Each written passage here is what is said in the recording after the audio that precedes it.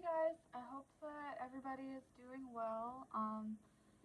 This is my first time recording myself for my students and I'm really nervous, but I just want to give you guys some more information going forward into your essay 3s that I hope will be useful to you, and it's just much easier for me to communicate with you in this way since we're not having that classroom time where we can do normal Q&A about it. So first I want to talk a little bit about your proposal writing process, and then I want to talk about your annotated bibliographies, and then I briefly want to cover how I imagine each of you structuring your critical analysis piece, which is the biggest piece of writing that you're going to be doing for me this semester. So first, talking about proposals, which are due on Friday night at 11:59 p.m. What I'm looking for in your proposal is that you are laying the groundwork for what your final essay is going to look like. So I'm looking for the skeleton of your argument there. So you need to consider the word proposal. You're proposing to me the possibility of this paper, and I need to see evidence in this proposal that you've carefully considered the assignment and you have enough material to offer me this final 6 to 8 page paper. So rather than explaining to me why you're interested in this topic, that's not information that I need here. I want you to be demonstrating to me that you have the foundational materials for the creation of this essay. And that might not look like having any sources just yet. You don't necessarily need to have any sources other than your primary text, which is the text that you're going to be examining, which can either be image, article, video, any other piece of media that you feel makes an argument and is moving to you. You need to have identified that for your proposal, and then discuss to me how you plan to move forward in writing a paper about that particular artifact. Okay. And then I also, there is the proposal writing guideline that I posted to Blackboard. And okay, so let's move on. Let's talk about annotated bibliographies. Consider your annotated bibliography is the next step of your proposal. Your annotated bibliography is showing to me that you have sources that you can use within the context of your proposal. So in your proposal, I anticipate that you're going to be outlining the main points of your paper. In your annotated bibliography, I'd like for you to demonstrate where you imagine each source fitting in within the structure of your paper. So what that means is I'm not looking for summary of your sources in your annotations. I'm looking for evidence that you found a way to use this source within your essay. So your annotated bibliography and your proposal work together, and that they lay the groundwork for the final product of the paper. And really, after you've got the proposal and the annotated bibliography together, all you should need to do is put that stuff together and provide some nice wordiness, and you have a paper. You've laid all the groundwork, and you just need to build the paper. All of your primary materials are going to be there. That being so, for the annotated bibliography, please don't just summarize what your source is saying, but tell me where in your paper you imagine using that source and what that source means in the context of your own argument. I don't want to just see evidence that you've read this source. I want to see evidence that you've imagined how this source will work within the context of your own claims. And that being said, the annotated bibliography is not binding. If you end up not using one of the sources and using a different source instead, that's fine. Or if you end up adding on more sources, that's also fine. You don't have to update your annotated bibliography. Annotated bibliography is designed to help you get started on directing your research. And often people divert from that initial line of research, and that's totally fine with me. So I want to talk a little bit about some suggestions that I have for your critical analysis essay, and this ties into proposals and annotated bibliography as well. So I'm on my laptop right here. In the third paragraph of the assignment description of the critical analysis that talks about the thesis statement, this is extremely important. I want you to pay close attention to this.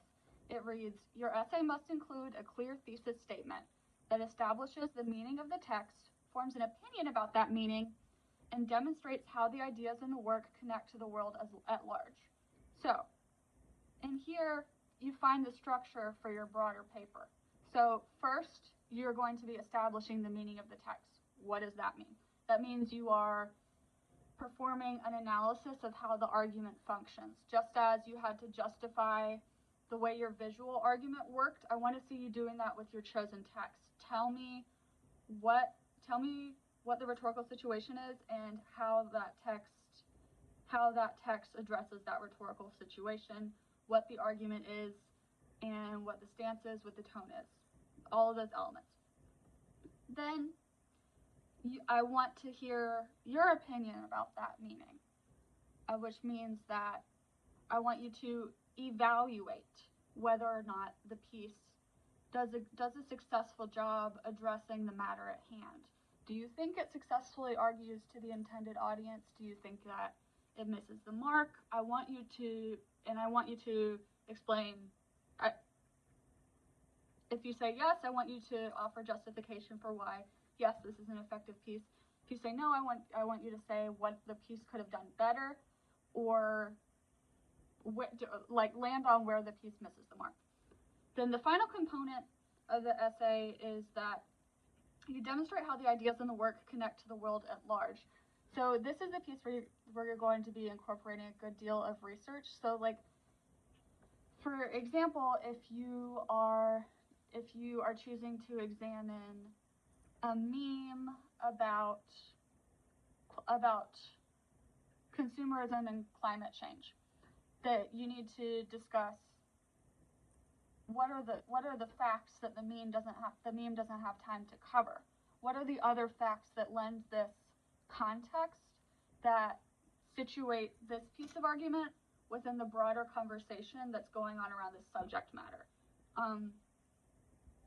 And I think you guys have had a lot of practice at paring down arguments in terms of making your visuals and like eliminating a lot of text. And now I want you to add that text back in.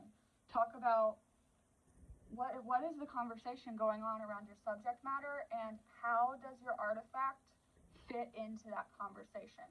Is it going against the flow of what most people think?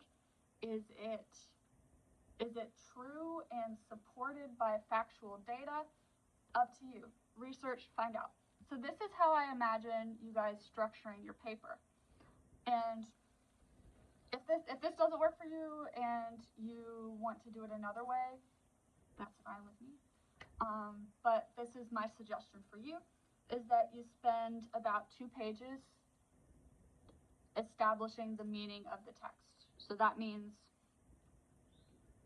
that you're uncovering the argument of the text and how it functions.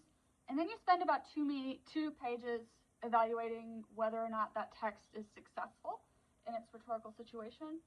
And then you spend about 2 pages discussing how it fits in the broader context of the conversation that's going on about this subject matter.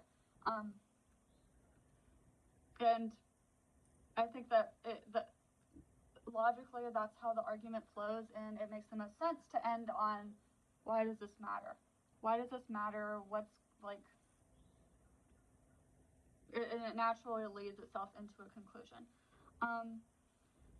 In terms of sources, you have a minimum of 3 scholarly sources. I recommend that you use the library's databases to find those. If you have any questions about accessing the library databases, please let me know. I'm more than happy to help you. And then you will have 2 popular media sources as well. And So a minimum of 5 sources, three of which must be scholarly. If you want to do more sources than that, go for it. For your annotated bibliography, you only have to have 3 of those sources. And my recommendation is that 2 of those sources be scholarly and 1 of them be popular, but you don't have to adhere to that.